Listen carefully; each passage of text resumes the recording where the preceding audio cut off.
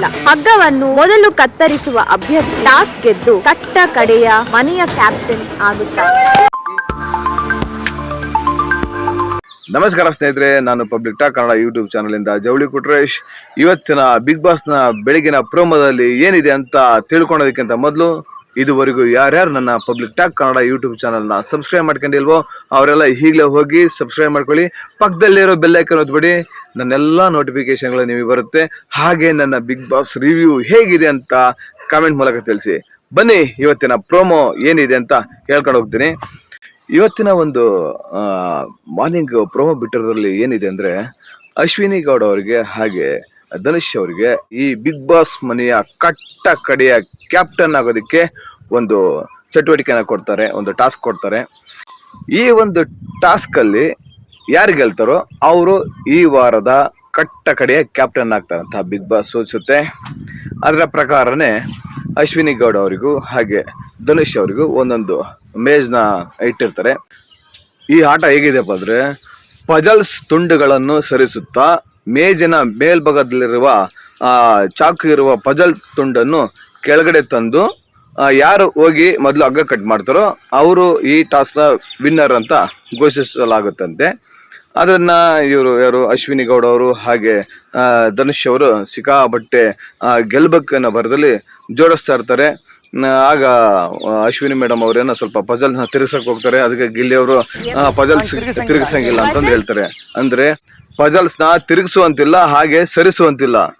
ಆ ರೀತಿ ಆ ಒಂದು ಚಾಕ್ ಇರುವ ಪಜಲ್ಸ್ನ ಕೆಳಗಡೆ ತಂದು ಆಮೇಲೆ ಹೋಗಿ ಹಗ್ಗ ಕಟ್ ಮಾಡಬೇಕು. ಈ ಒಂದು ಟಾಸ್ಕ್ ಸಿಕ್ಕಾಬಟ್ಟೆ ಒಂದು ಇದರಲ್ಲಿ ನಡೀತಾ ಇರುತ್ತೆ. ಆ ಒಂದು ಟಾಸ್ಕ್ ಅಲ್ಲಿ ಯಾರು ನಮ್ಮ ಧನುಷ್ ಅವರು ಈ ಒಂದು ಪಜಲ್ಸ್ ಜೋಡಿಸೋದ್ರಲ್ಲಿ ನಿಸ್ಸೀಮರು. ಆಲ್ರೆಡಿ ನಿನ್ನೆ ಗಿಲ್ಲಿ ಅವರ ವಿರುದ್ಧ ಪಜಲ್ಸ್ ನ ಜೋಡಿಸಿ, ಅಂದ್ರೆ ಬಿಗ್ ಬಾಸ್ ಲೋಗೋ ಇರೋ ಒಂದು ಪಜಲ್ಸ್ ನ ಜೋಡಿಸಿ ಅವರು ಆ ಟಾಸ್ಕ್ ನ ವಿನ್ನರ್ ಆಗಿದ್ರು. ಅದೇ ರೀತಿ ಇಲ್ಲಿ ಕೂಡ ನಿನ್ನೆ ಅಶ್ವಿನಿ ಮೇಡಮ್ ಅವರ ಪರ ಹಾಡಿ ಗೆದ್ದಿದ್ರು. ಇವತ್ತು ಅಶ್ವಿನಿ ಮೇಡಮ್ ಅವರ ವಿರುದ್ಧನೇ ಹಾಡಿ ಗೆಲ್ತಾರಂತ ನಾವೆಲ್ಲ ಅಂದ್ಕೊಂಡಿದ್ವಿ. ಆದ್ರೆ ಬಿಗ್ ಬಾಸ್ ಕೊನೆಗೊಂದು ಮಾತು ಹೇಳುತ್ತೆ, ಪಜಲ್ಸ್ ತುಂಡನ್ನು ಸರಿಸಬೇಕಾಗಿರುವ ಮಾನದಂಡದ ಪ್ರಕಾರ ಪಜಲ್ಸ್ ತುಂಡಿರುವ ಚಾಕನ್ನು ಹೊರಗಡೆ ತೆಗೆಯಲಾಗಿದೆಯೇ ಅಂತ ಬಿಗ್ ಬಾಸ್ ಮತ್ತೆ ಒಂದು ಆದೇಶ ಹೊರಡಿಸುತ್ತೆ. ಅಂದ್ರೆ ಅಷ್ಟೊತ್ತಿಗೆ ಯಾರು ನಮ್ಮ ಧನುಷ್ ಅವರು ಪಜಲ್ಸ್ ನ ಜೋಡಿಸಿ ಹೋಗಿ ಹಗ್ಗ ಕಟ್ ಮಾಡಿ ಗಂಟೆ ಹೊಡೆದು ವಿನ್ನರ್ ಅಂತೇಳಿ ಅವರು ಸೆಲೆಬ್ರೇಷನ್ ಮಾಡ್ತಾ ಇರ್ತಾರೆ. ಆಗ ಈ ಒಂದು ಸಂದೇಶ ಬರುತ್ತೆ ಬಿಗ್ ಬಾಸ್ ಕಡೆಯಿಂದ.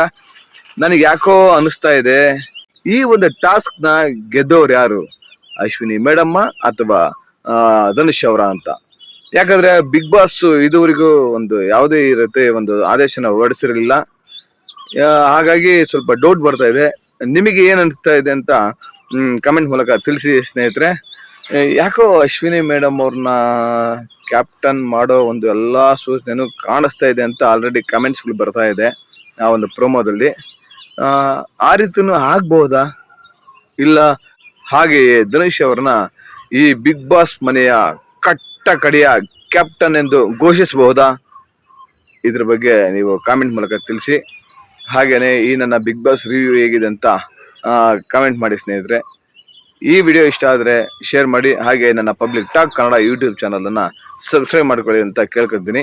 ಜೈ ಬಿಗ್ ಬಾಸ್, ಜೈ ಕಿಚ್ಚ ಬಾಸ್, ಜೈ ಕರ್ನಾಟಕ.